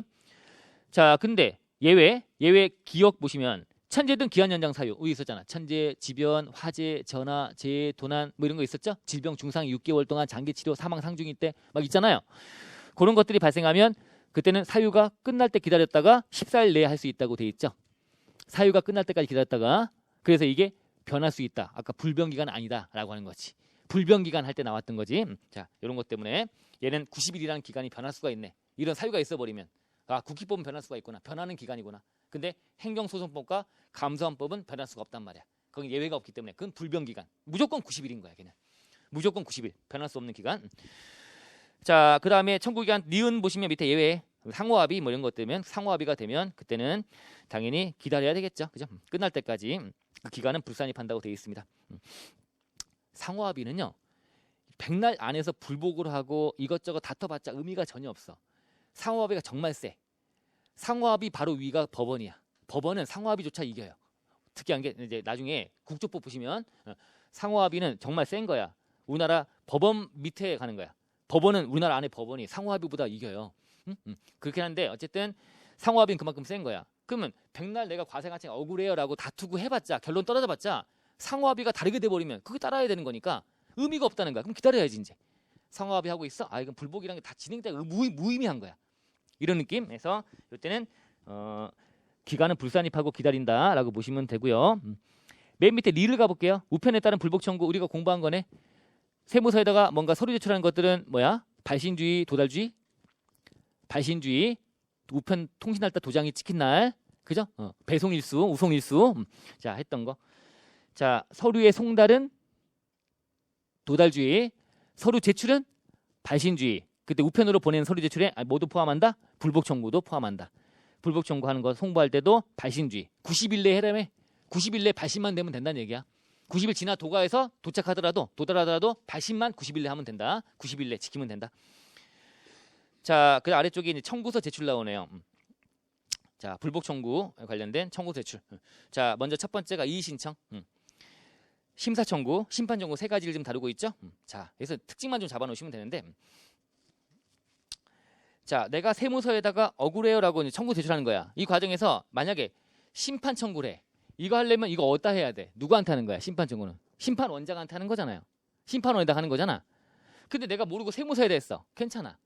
관할관청 어겨도 돼. 그죠? 그게 하나 특징. 자, 그러면 당연히 이제 심사 청구, 구세청장한테 하는 거 이것도 누구한테 하면 될까? 바로 안 하고 세무서장한테 하면 돼. 보통은 세무서장한테 하는 거야. 그럼 세무서장이 구세청한테 보내주는 거야 이제. 아셨죠? 이해하셨어요? 자, 바로 안 하지. 나는 지금 업무에 관련된 처분청하고 지금 다투는 과정이 진행되는 거니까 나는 처분청에다가 제출한단 말이에요. 그럼 처분청이 이건 봤더니 심사청구네. 그럼 구세청장에 보내주는 거고. 이런 식으로 전달하는 거다. 여기도 심판원을 가야 되는 거네. 보내주면 된다는 얘기야. 여기다 해도 되지만 다른 데 해도 된다. 그런 얘기가 특징으로 나와 있고 이때 만약에 심판원에 갔어요. 심판 청구가 들어간 거야. 그럼 생각해 보세요. 이 업무 처리 누가 했어? 이 부가처분은 세무서장이 한 거 아닙니까? 그럼 세무서장이 한 이 내용을 알아야 얘가 뭐 심판해보고 할 거 아니야. 그럼 이 내용을 알려달래. 또는 이게 아니라 구세청장한테 하는 것도 구세청장도 일선 세무서에서 한 업무를 알아야 되는 거니까 이때는 그 세무서장이 세무서에서 한 업무를 이거를 다 정리해가지고 이거를 알려서 보내줘야지만 결정을 할 거 아닙니까 이제. 그래서 다 그런 게 나오는 거야. 이때 이의신청과 심사청구는 이거는 의견서라고 불러요. 의견서. 이걸 7일 내 보내줘야 돼. 7일 내. 다 7일이야. 의견서 7일. 이의신청과 심사청구는 7일이야. 자, 거기 보시면 이의신청. 자, 기억 원칙. 세무서장 또는 세무장 거쳐서 지방청장한테 가면 된다. 그리고 동그라미 2번에 심사청구는 이것도 세무장 거쳐서 가면 된다는 얘기야. 그죠? 어쨌든 바로 가도 돼. 상관없어. 관할관청 어겨도 되는 거니까. 이런 식으로 돼 있다. 근데 이의신청과 심사청구는 보니까 거기 디귿에 보니까 의견서 7일 의견서. 이게 필요하겠죠? 이게 가야지만 결정할 때 참고할 거 아니야. 세무사가 어떤 업무를 했는지 알아야지만 그 내용을 봐야지만 이제 결정할 수 있으니까 의견서. 그다음에 심사청구도 의견서야. 의견서 7일. 자, 그런데 심판청구는 밑에 뭐야? 10일이고 답변서야. 이름이. 10일 내 답변서를 제출하면 한다. 10일 답변서. 아셨죠? 자, 이렇게 해서 특징을 좀 잡아 놓으시면 되고 바로 연결해서 480페이지로 갈게요. 480페이지. 자, 480페이지. 자, 심판청구 지금 방금 이의신청, 심사청구, 심판청구. 그럼 심판 청구 누구한테 하는 거지? 심판원에다 하는 거야. 심판원에다가 이게 심판 청구. 이의 신청은 누구? 세무서장 또는 지방청장. 심사 청구는 국세청장. 그다음에 심판 청구는 심판원에다 하는 거야. 별도의 기관인 여기다 하는 거야. 요거에 대한 절차를 지금 얘기하는 거예요. 같이 봐버리자는 거예요. 아래쪽에 뭐가 정리가 있어? 아까 처음에 얘기했던 이 제조사 결정에 대한 내용이 정리가 되어 있네요. 한번 읽어보시면 되고 이게 박스 이거 뭐야? 이 박스가 요거지 하고 동그라미 X 이런 거니까 한번 참고해서 보시면 돼요. 다 설명드린 것들이야. 참고하시면 되고요. 그 위에 나와 있는 심판 청구 절차를 보려고 하는 거예요. 자, 거기 동그라미 1번 가보시면 심판 청구를 하려는 자는 심판 청구서를 처분을 하였거나 하였어야 할 세무서장이나 심판원장한테 하면 된다. 누구한테든 하면 된다는 얘기야. 바로 하든 아니면 세무서 거쳐서 가든.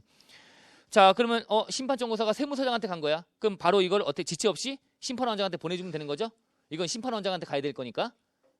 읽어보시면 이해는 되는 거지? 자, 또 하나 2번. 심판 청구서가 1번에 따른 그 세무서장 외에 다른 세무서장한테 막 아무 데나 가버린 거야. 그래도 된다는 얘기잖아. 그럼 전달해주면 되는 거니까 그런 얘기가 들어가 있습니다. 자, 2번은 그렇고요. 자, 3번은 이제 심판원장이 바로 받은 거야. 세무서 거치지 않고 만약에 바로 심판원장이 받은 거야. 그러면 얘가 받은 거야. 바로 여기다 보낸 거니까. 자, 그러면 세무서도 알아야죠.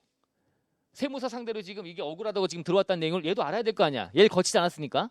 그죠? 바로 알았으니까. 그러면 심판원에서는 바로 이 불복 들어온 이거에 대한 부본을 여기다가 보내주는 거야. 너도 알고 있어라고 하는 이제. 아시겠죠? 그래서 이게 3번이에요.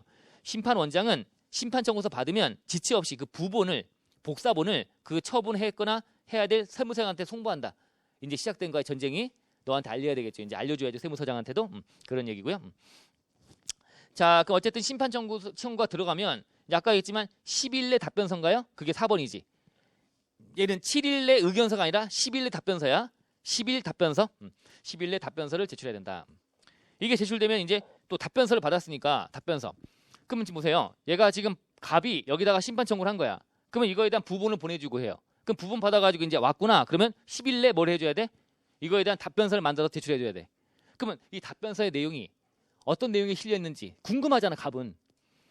이놈이 지 좋은 것만 막 가지고 보낼 수 있잖아. 그죠? 내용이 나랑 한 거에 대한 제대로 된 내용이 갔는지 궁금하니까 얘한테 보내줘야죠. 이게 핑퐁. 응? 얘가 들어오면 너도 알고 있어. 그리고 얘가 지금 내용 알아야 되니까 얘한테도 이제 알려주는 거지. 답변서를 보내주는 거야. 이제 그 얘기가 또 들어가 있는 거예요. 이해하시면 좋아. 5번 답변서가 제출되면 심판원장은 지체 없이 그 부분을 심판 청구인한테 송부해야 된다라고 돼 있죠. 자, 그럼 6번 심판원장은 위에 따른 기한까지 답변서가 돌아오지 않으면 빨리 줘라고 촉구할 수 있대요. 근데 촉구했는데도 안 주는 거야. 안 주면 계속 기다린다. 버팅기는 거야 이제. 에이씨, 그죠?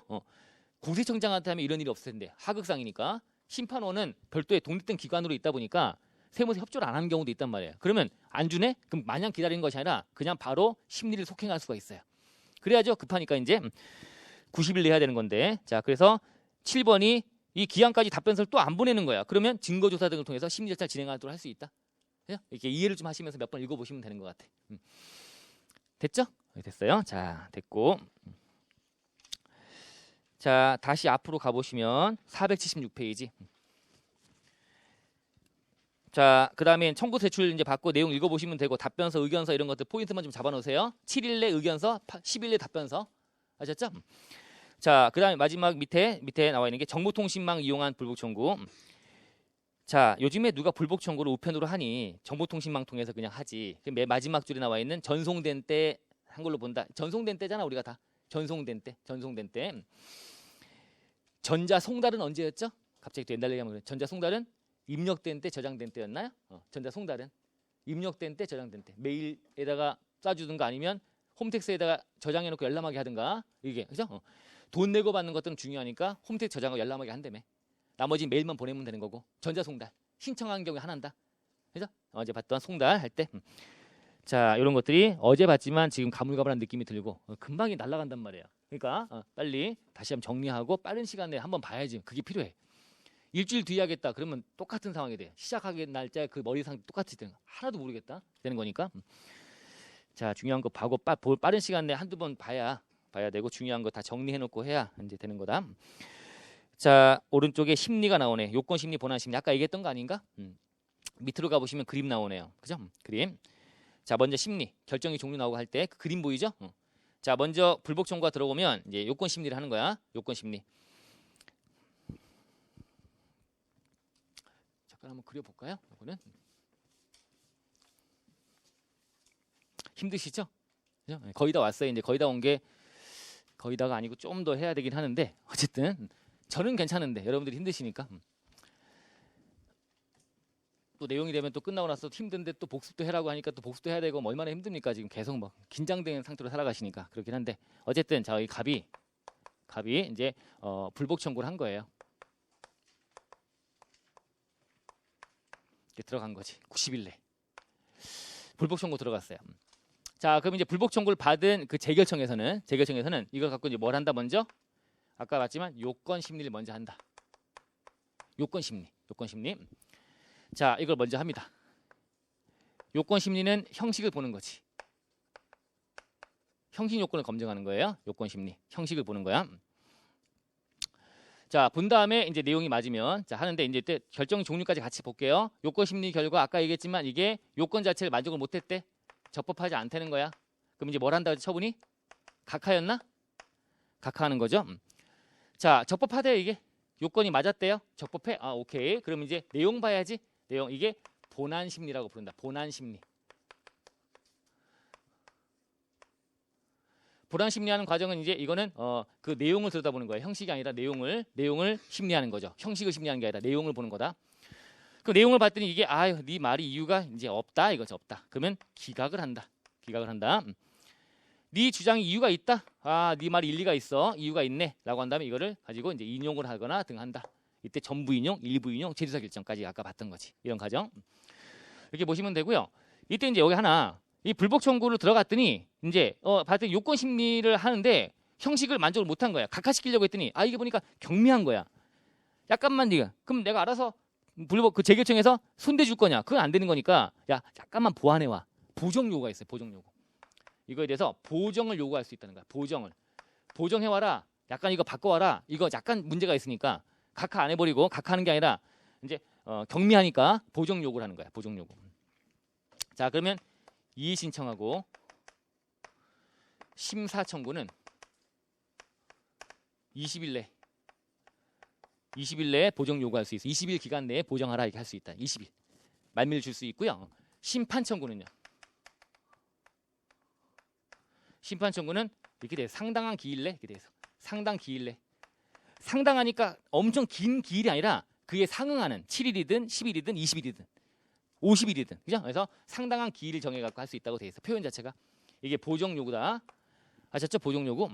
자, 그러면 보정할 거 아닙니까? 이렇게. 그래서 보정하는 기간. 보정하라고 기간 준 거. 요 기간은 요 불복 청구 들어오면 90일 내 결정해야 되는 거죠? 그 결정 기간에 산입하지 않는다고 돼 있어요. 이것도 중요해요. 결정 기간에 이거를 산입하지 않는데. 결정 기간에 넣지 않는데.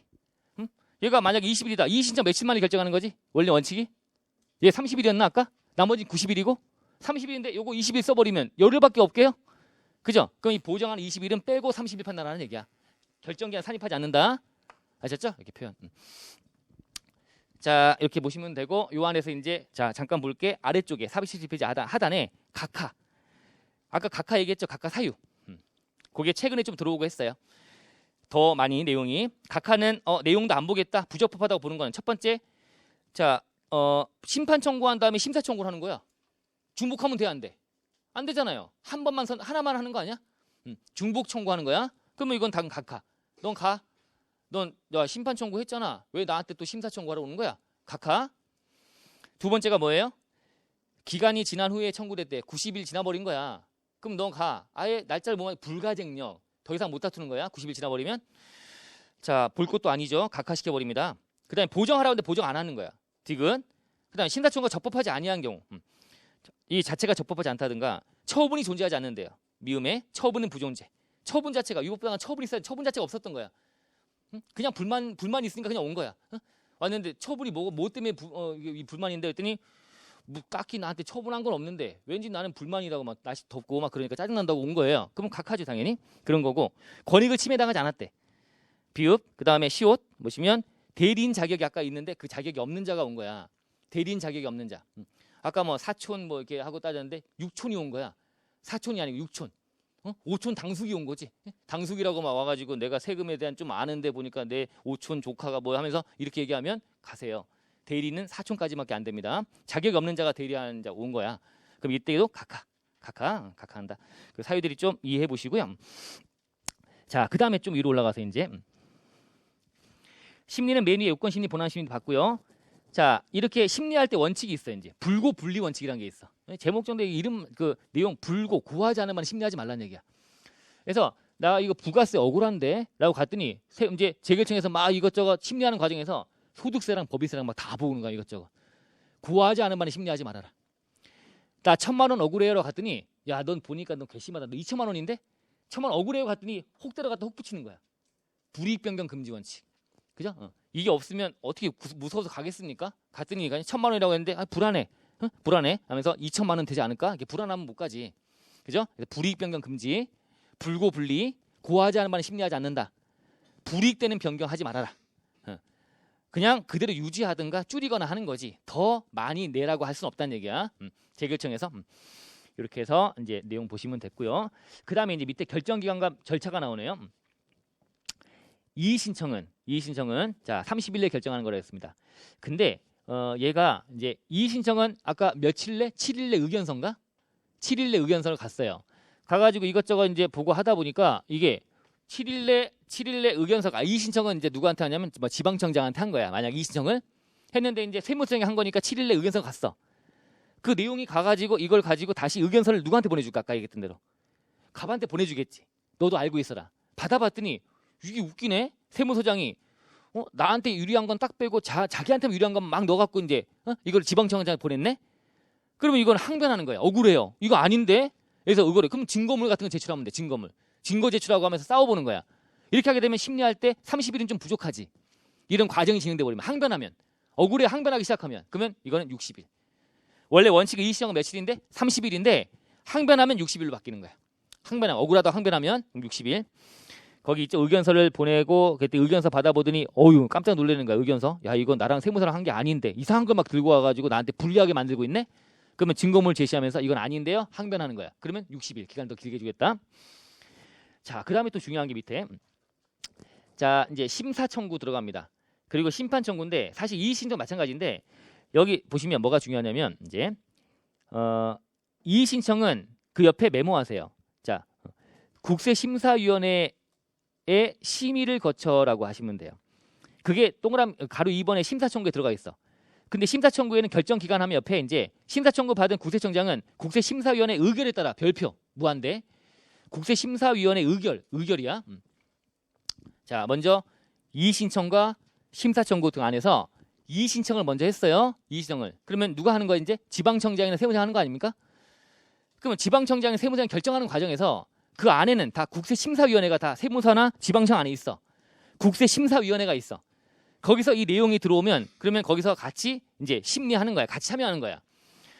자, 그런데 여기에 이제 심의를 거치는 건 당연히 해야 되는데 이의 신청에 대해서는 그 심사위원회 심의한 내용이 이 지방청장이 봤더니 심사위원회에서 심의한 내용과 좀 이게 약간 이상한데 달라. 그러면 자기 뜻대로 하면 돼.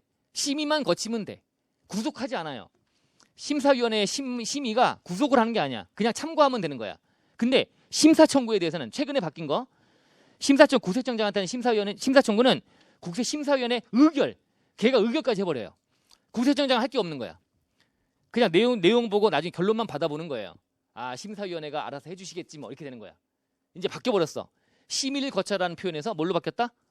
의결에 따라. 의결이 뭔지 아시겠죠? 얘가 결정까지 해버리는 거야. 심사위원회가. 센 거지 파워가.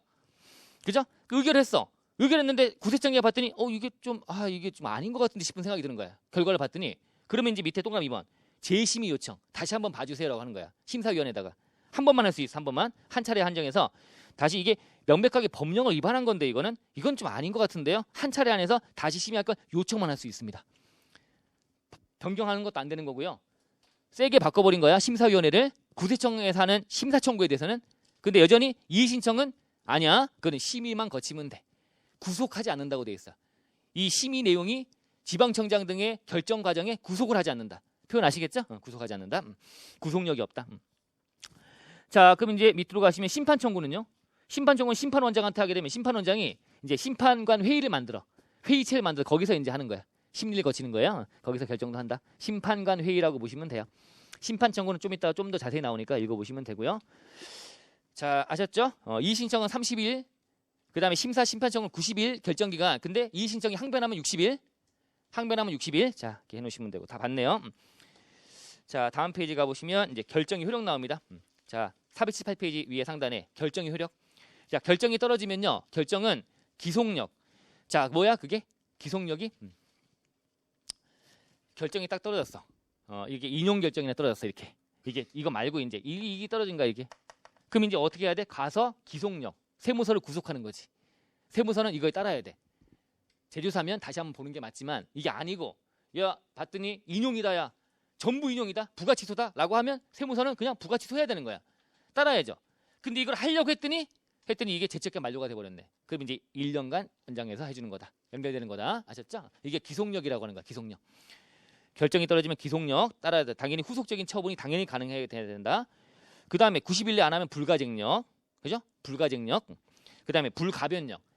결정이 떨어지면 이 재결정 자신도 이걸 바꿀 수 없어요. 한번 떨어지면 불가변력. 못 바꾼다는 거야. 한번 떨어지면 끝.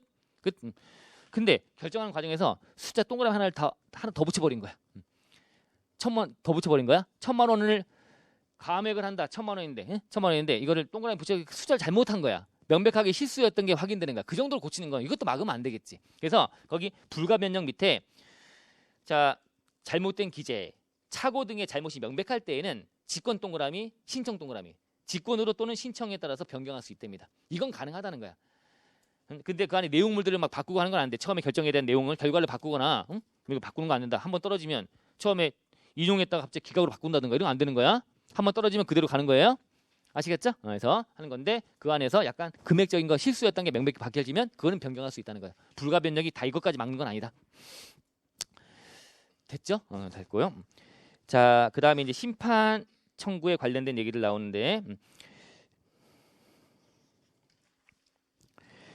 자, 권리 보고 이런 것들이 관련된 얘기 쫙 훑어보면 되는 거니까 많이 안 걸리는데 우리가 죄송하지만 한 5분만 쉴까요? 5분만 쉬었다가 1시간도 안 걸릴 거야. 자, 이제 심판원에 대한 얘기 쫙 좀 보시고 몇 가지만 보고 이제 권리 현장에 대한 얘기 제가 읊어드리면 돼. 그리고 과적에 대한 얘기만 제가 쓰면서 잠깐 해드리면 돼요. 많이 안 남았는데 이렇게 하게 되면 좀 힘드니까 제가 말하기 힘들어서 그래요. 그래서 어쨌든 그래서 한 5분만 쉴게요. 5분만 딱 쉬었다가 이제 한 8시 이전에 끝내는 걸로. 그래서 죄송한데 제가 이렇게 한번 해볼게요. 잠깐 쉬었다 하겠습니다.